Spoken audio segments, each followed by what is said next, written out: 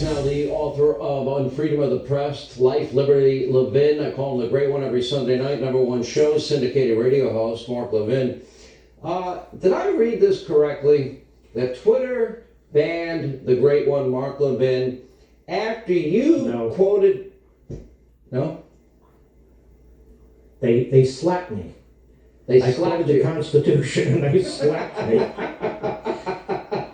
Well, Twitter can go to hell and Facebook can go to hell. Of course they would. They don't believe in the Constitution. But you quoted the Constitution in the tweet, right? That's what they... Yes. Okay, we're in trouble. Yeah. We're doomed. Look, the reason Alito did what he did, and let's pray to the good Lord that there are 5 justices who are constitutionalists on the court, because Roberts clearly is not, is because of Article 2, Section 1, Clause 2 of the Constitution. And the left and the Democrats hate this clause. Why? What does it say? Each state shall appoint in such manner as the legislature thereof may direct a number of electors equal to the number of senators and the representatives. This is really the only place in the Constitution where the framers of the Constitution and the ratifiers go into the federal Constitution and say, not the state courts, not the federal courts, not the governor, not the bureaucracy, not Congress, but the states are going to make the election laws on determining how to choose the electors for President of the United States.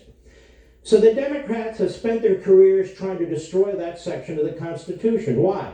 Because they want to win states like Pennsylvania. The governor of Pennsylvania, who is a left-wing kook Democrat, tried to get the legislature to change the deadlines, to move them out for mail-in voting. He wanted them to get rid of the comparison on the signatures. The Secretary of State wanted to be able to cure the ballots, in other words, go back and tell people how to fix their ballots, among other things. The Republican legislature said no. So the Democrats go where? To the Democrat-controlled and elected Supreme Court of Pennsylvania, which is a rogue court, every bit as much as the Florida Supreme Court was a rogue court. And that court gives them what the legislature would not. In fact, that court said that the deadline, among other things, was unconstitutional because of the virus. It is an utterly rogue court. The Democrats have gone into state after state after state. As a matter of fact, the Democrats brought over 300 lawsuits, and their left-wing friends brought over 300 lawsuits during this election to change the election rules in states, and they did change a lot of them.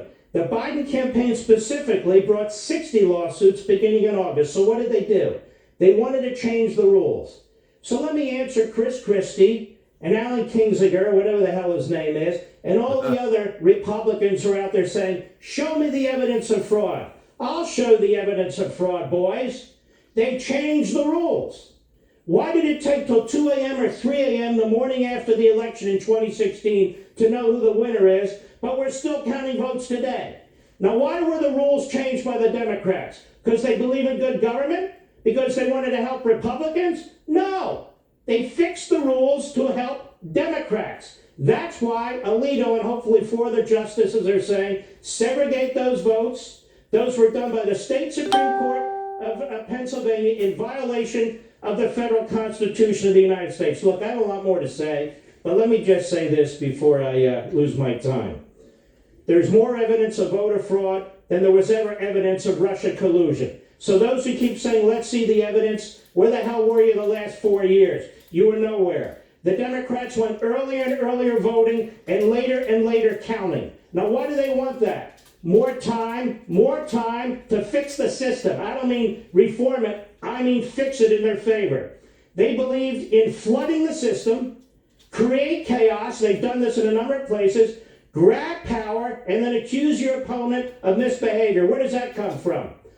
2 Marxist professors, Cloward and Piven. That was their ideology. The Democrats have embraced this for years and years. Now we're supposed to have unity. Let me tell you something. I'm part of the new resistance, God forbid if our president doesn't win. They didn't give this man 1 minute of peace when he was president. Not 1 minute. State criminal investigations, federal criminal investigations, congressional investigation, phony impeachment, coup attempts, the Obama-Biden administration with the FBI spies and all the rest. At no time during the last 4 years did Joe Biden say, let's unite around our president. So, Mr. Biden, God forbid if you're president, but I personally intend to treat you the same way Nancy Pelosi, Chuck Schumer, Jim Acosta, Fredo Cuomo, and all the rest of them treated my president.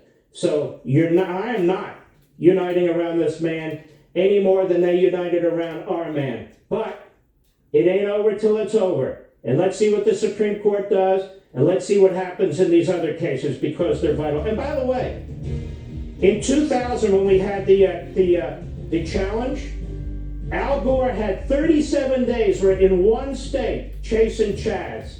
We have multiple states. The president needs more time. That's it. All right, great one. Thank you, Mark.